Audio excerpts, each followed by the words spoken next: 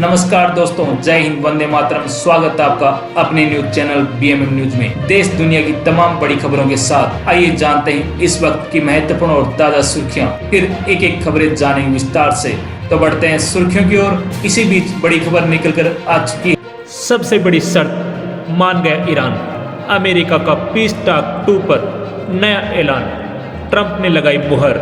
America और Iran के बीच पाकिस्तान में हुई पहले दौर की बातचीत तो फेल हो चुकी है, लेकिन अब कयास लगाए जा रहे हैं कि दूसरे दौर की बातचीत जल्द शुरू हो सकती है।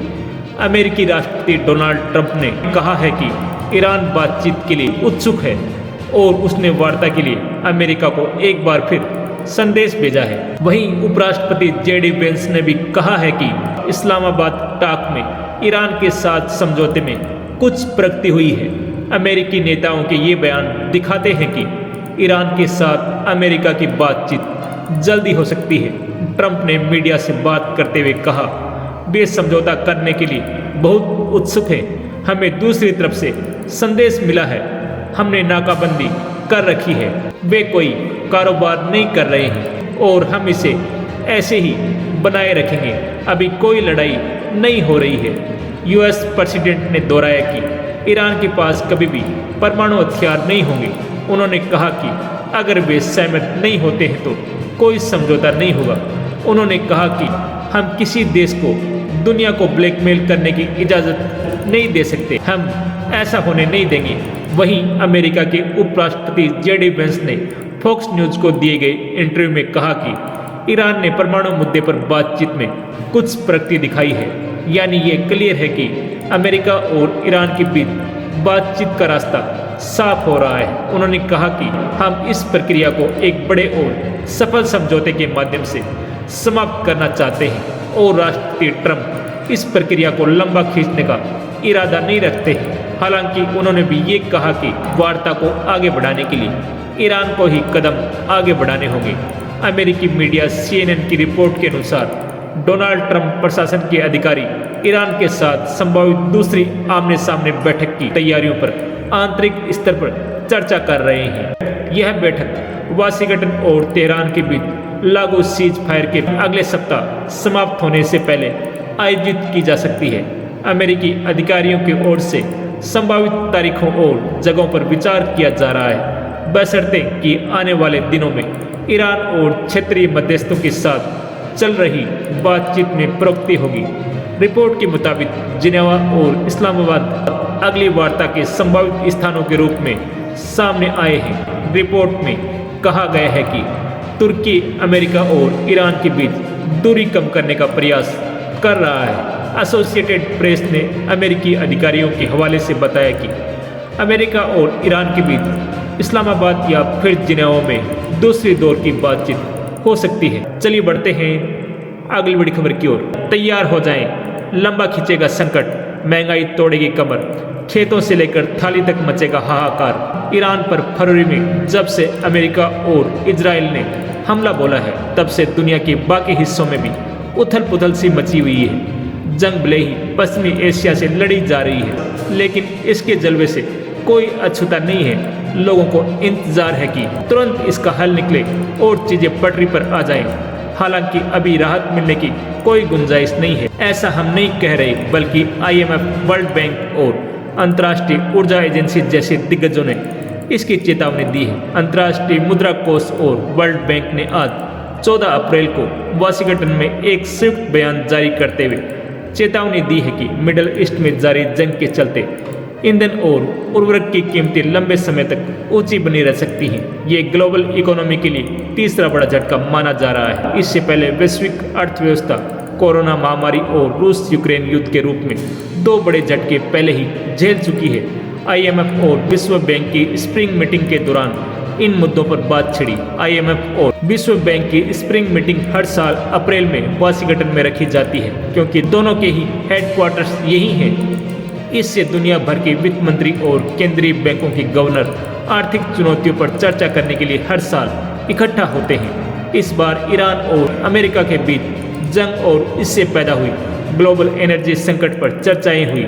एक संयुक्त बयान में तीनों संस्थाओं ने कहा कि युद्ध के चलते लोगों को जबरन विस्थापित होना पड़ा। इसका नौकरियों पर असर पड़ा है और इससे पर्यटन में भी कमी आई है। इसे ठीक होने में समय लग सकता है। बयान में कहा कि जैसा कि इस महीने की शुरुआत से ही बताया जा चुका है कि युद्ध का प्रभाव काफ़ी बड़ा, वैश्विक और अत्यधिक असमान है, जो ऊर्जा आयात करने वाले देशों, खासतौर पर कम आय वाले देशों को असंगत रूप से प्रभावित कर रहा है। बयान में जिक्र किया गया है कि इस झटके के कारण तेल, गैस और उर्वरक की कीमतें बढ़ गई हैं। चलिए बढ़ते हैं अगली बड़ी खबर की ओर। नेफ्ट, आरटीजीएस, आईएमपीएस और यूपीआई मनी ट्रांसफर के इन ऑनलाइन मोडों में क्या है अंतर? नेफ्ट एक इलेक्ट्रॉनिक फंड ट्रांसफर सिस्टम है जिसके जरिए एक बैंक खाते से दूसरे बैंक खाते में पैसे भेजे जाते हैं।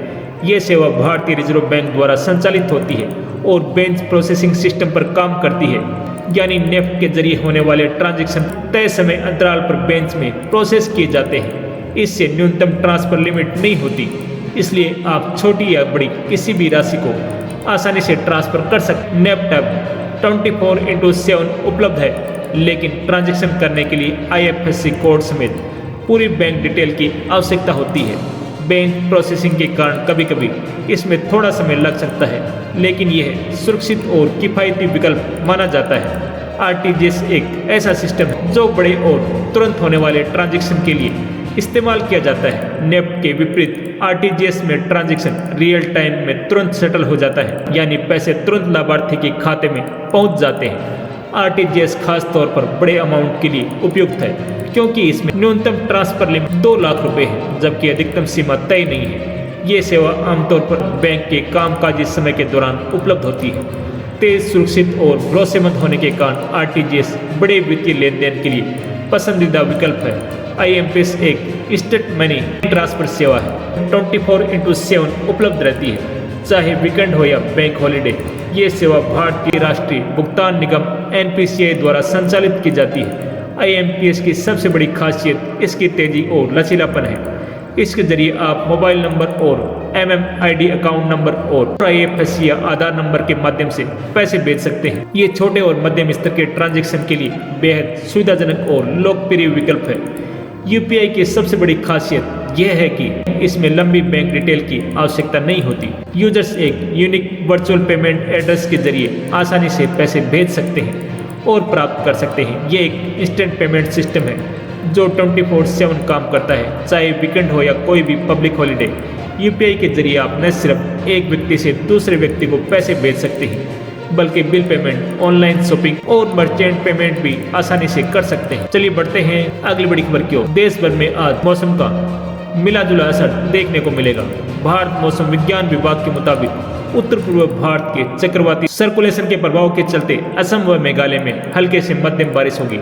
गरज चमक के साथ 30 से 50 किलोमीटर प्रति घंटे रफ्तार से हवाएं चलने की संभावना है। नागालैंड, मणिपुर, मिजोरम और त्रिपुरा में आज हल्की बारिश की संभावना है। अरुणाचल प्रदेश में भारी बारिश और बिजली गिरने की चेतावनी जारी की गई है। IMD के मुताबिक जम्मू कश्मीर, लद्दाख, हिमाचल प्रदेश और उत्तराखंड में आज बारिश की संभावना कम है। हल्की बारिश और बिजली चमकने की उम्मीद है। उत्तर प्रदेश और बिहार में दोपहर शाम के समय 30 से 40 किलोमीटर प्रति घंटे से तेज हवाएं चल सकती हैं। पश्चिम बंगाल और सिक्किम में 12 से 15 अप्रैल को हल्की बारिश के साथ गरज चमक और तेज हवाएं चलने की संभावना है। दक्षिण भारत और मध्य भारत में मुख्य रूप से गर्मी और नमी का प्रभाव रहेगा।